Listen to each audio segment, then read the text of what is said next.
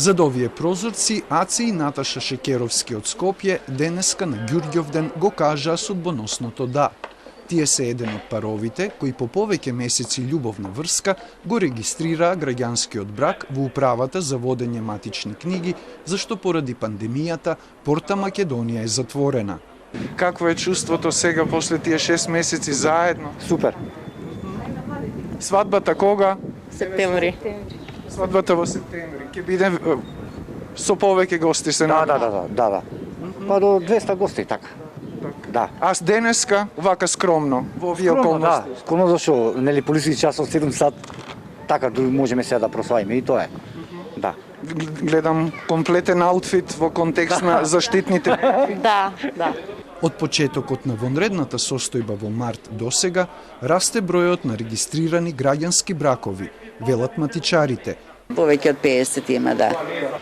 Некои од љубопитност, нели, во време на корона, во време на пандемија, сакаат да си го склучат бракот.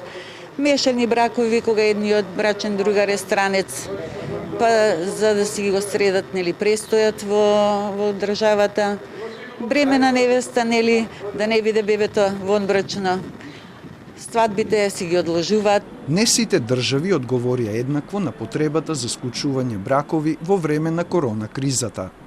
Во актуелнава вонредна состојба, кај нас браковите се склучуваат со физичко присуство само на младите и на сведоците, а некои земји од светот воведоа склучување бракови преку видеоконференциска врска или на отворен простор.